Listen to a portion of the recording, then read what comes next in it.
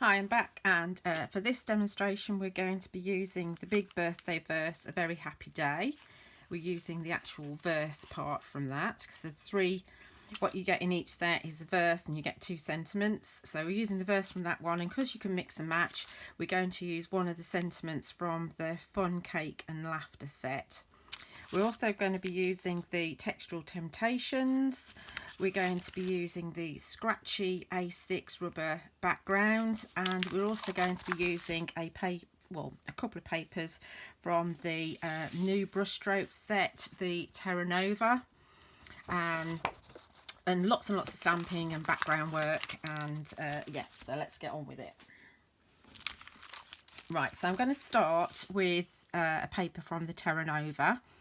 And all the papers have a two-tone to them. So this one has like a sandy grey colour and moves into a blue. So you can get kind of different looks from the same paper. And we're going to stamp onto this with the scratchy background. And we're going to use Faded Jeans Distress Oxide. Let's pull that down a bit. So just working onto my stamp directly. I'm not going to mist this one with water, I'm just going to stamp with the distress as it is. It doesn't matter if it's not perfect. Got my excuses all ready. I want to stamp this way first, I think. We'll go off of the page a little bit.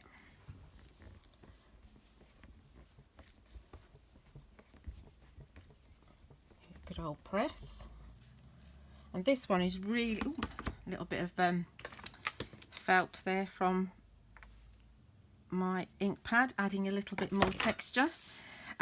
Yeah, this one, it doesn't matter if you don't line it up perfectly because it's so random. So it's definitely perfect for beginner stampers, well, for anybody really.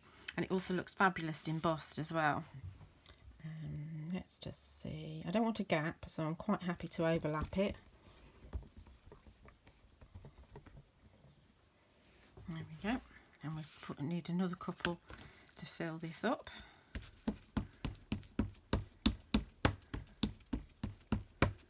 I tend to just ink the whole stamp up because I forget which way around I'm actually putting it on, and if I only ink part of it, then I don't get a perfect image. Got glitter everywhere. Right, it doesn't matter how we do this. Let's just do it up here. I'm not bothered about my joins being in the same place. Okay, and then one last bit. Which bit am I doing? Oh, the bottom bit. So you have to think about it.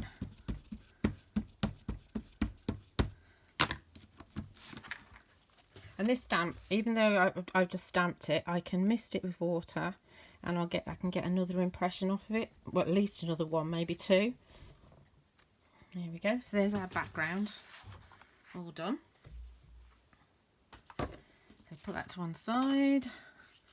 Just clean up a bit. Now we could pick this up onto a piece of card and start making another background. Obviously, time is tight, so we're not doing that this time. Then we're going to go onto a strip of card. This is from this. It's not from the same paper, but it's from the same tonal paper, because you get 4 different designs of each paper, and you get 2 copies of each. So with this one, we're going to the Textural Temptations, and I just love this stamp. So we're going to stamp this one. Now this is going to go underneath there, so you can see that I only need to stamp both sides, and we're going to go for a slightly darker shade of blue. We're going to go for Chip Sapphire on this one. Lots of noise when I take that off, sorry about that. And I do want to make sure that I get the flower in, so we're going to stamp one that way and then turn the stamp around to stamp the other way. So Chip Sapphire. Check you are in there. I do apologise if some of my demonstrations everything's not in frame. This is why we go to the studios. This one I think I am going to just mist with a little bit of water. as it's a clear stamp, and stamp it that way around. I'll go off the page a little bit.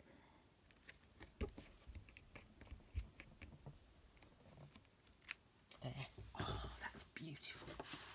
Love, love, love, love, love, love, love that. Give it a bit of a dab so that I don't get any water on my ink pad, and we'll stamp on the other side.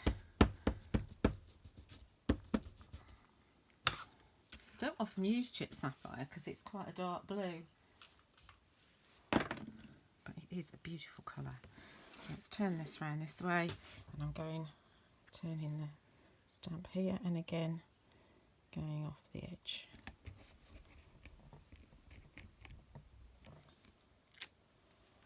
Just gorgeous. Let's clean up.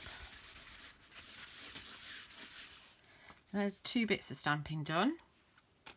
Then we're going to go onto our verse, and I've already put the verse into my Stamp Perfect, and I've got a piece of pure white card cut with a double debossed rounded corner rectangle again. I've already dusted with my anti-static bag, and we're going to go to my Wow embossing pad. Ignore the fact that my stamp's dirty. This will probably mean that my embossing pad will immediately get dirty. It is true actually, sometimes, you know, I do like to clean my stamps, but then sometimes you get dust and residue off your kitchen towel when you're cleaning them, and then you don't get a perfect image, so sometimes it is actually better to leave them dirty. Okay, let's see where we're at. This probably will, you probably will see this because the embossing ink will have picked up some of the black ink, so we will see it, but it's fine because we're going to emboss with the Blueberry Crush embossing powder. A good old press. At least I'll be able to see whether I've inked it properly. Yeah, so you can see that.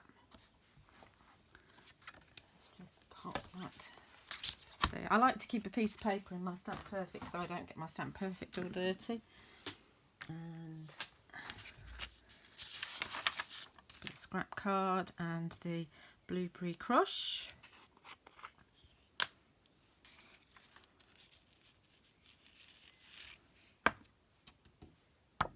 That's lovely, isn't it?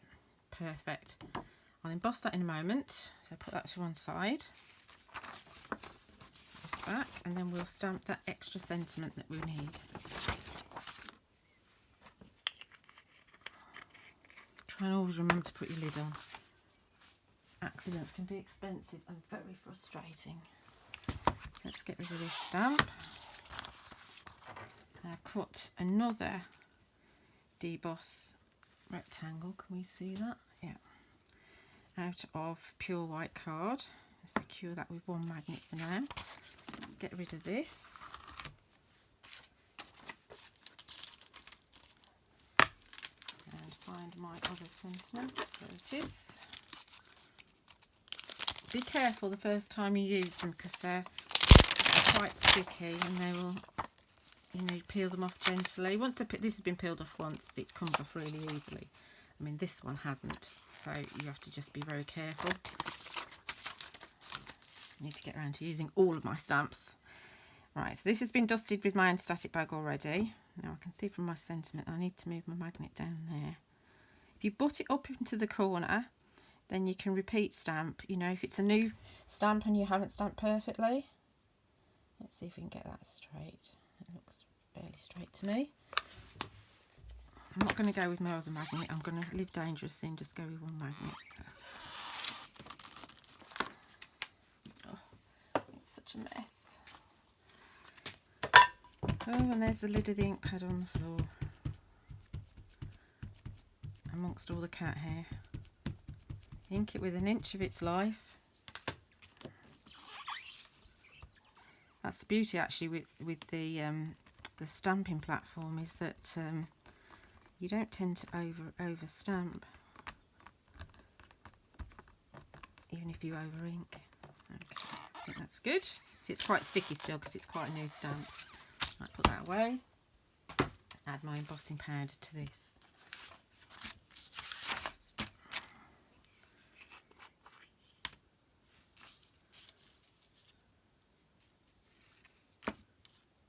Give it a flick. Okay, so I need to dust. Oh, have I missed that bit? Hopefully not. I need to just dust with the brush a little bit, or use my finger. Right, so I'm going to do a little bit of matting and layering, a bit of inking around the edges, and I'm going to heat set this, and then we'll come back and see the next stage. Okay, so here's where we're at. Done some matting and layering. My very background piece is double debossed rounded corner square, and I've cut it from this paper here, well not this one, obviously another one, and you can see it fades from the grey into the blue, and it's got loads of kind of bleached out splodges in it. But when I put my other two backgrounds on, I realised I wanted it to have some pattern on it, so I've used this dotty stamp from the Textures stamp set that's on the show. Sorry, I can't remember. Phil does really complicated names. And then I also realised that I wanted to have my border on top rather than underneath my rectangle. So I've stamped another flower here, just because I need that bit's going to be showing. And so this is Faded Jeans, that's Faded Jeans, this is Chipped Sapphire, and I've also splatted some of my Jane Davenport paint pen, the white one, over there, and I've edged absolutely everything with the Faded Jeans Distress Oxide, a little bit of matting onto white card underneath and on my strip, and obviously I've set my verse here, which is with the Blueberry Crush, and I've edged these pieces as well. The next size rectangle has been cut from the paper too, and again that's been edged. I decided not to stamp around the edge of that because I've got quite a lot of stamping on the rest of my card. So I've got foam tape on the back of this, and we're going to offset this about there. Hopefully that's straight. Doesn't look straight, but sorry, not the camera again. I think that's right. We'll go with that. And then the Sentiment, again, I've edged that with the Faded Jeans, and we're going to pop that just to the side here, and I'm going to have it just going off my card just a fraction. Then we're going to be going on to flowers and leaves, of course.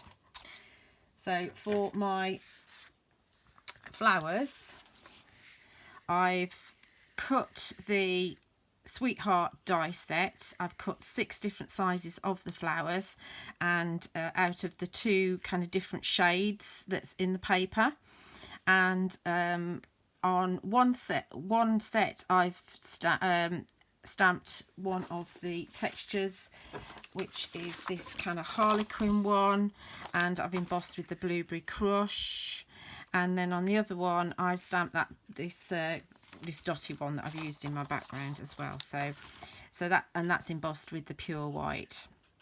So to shape these, this is probably my favourite shape to do, and apologies if you're getting bored of this one, but I know that everybody watches all of the shows. So using the tweezers, these are the pointy tweezers that are in the set, just shape them up. You can get a different flower if you do it that way, but we're going this way. You can also kind of curl them with your fingers. Lots of different ways that you can shape these. There is the coordinating stamp set as well that goes with the die set, and Phil's shaped the stamps perfectly to fit with the dies. So on this one we're going to do a bit of glue in the centre, and we're going to do the blue embossed one underneath.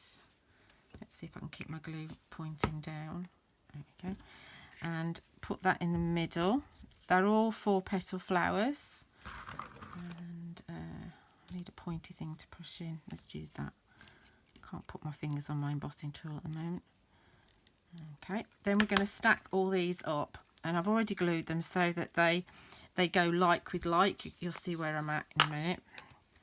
So in the centre there, hopefully I'm not too high up.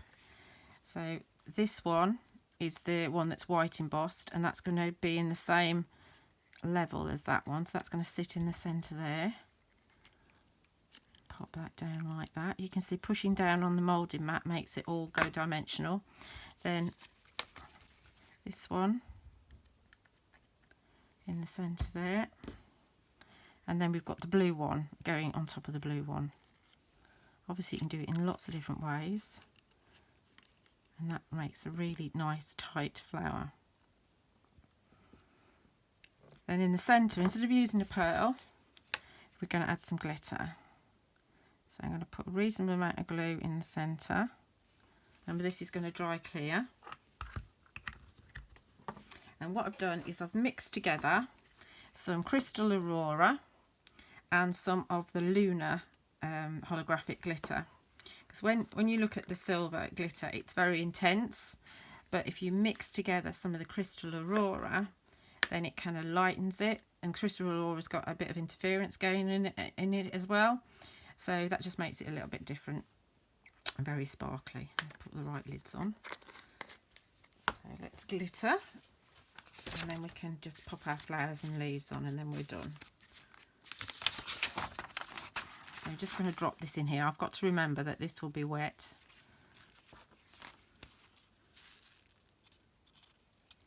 And it will intensify when it's dry. I'll show you one that's dry in a moment. Lid on that. Clear the decks and finish construction. Where's my card? There it is. Okay, so here's my card. Check that you can see what I'm doing. Drop it down a bit. Okay, so my leaves, I'm using the Lush leaves this time. And you can see they've got that lovely debossed detail in there. And on the tips of each of the individual leaves, I've just added a bit of the Sentimentally Yours glue, and I've put some of the Diamond Dazzle on. Now, Diamond Dazzle does not have interference in it. It's just that lovely clear glitter. Same size particles as the Crystal Aurora. So let's just put glue on the back and we can glue it all. This is my flower that's got the glitter dried. Hopefully you can just see in the centre how sparkly that is. And I've just stacked them all up so that we're having one flower, but it's kind of quite a deep flower. Let's just pop some glue on here. Try and do it quickly. Didn't want to do it too far ahead because it's quite fast drying glue.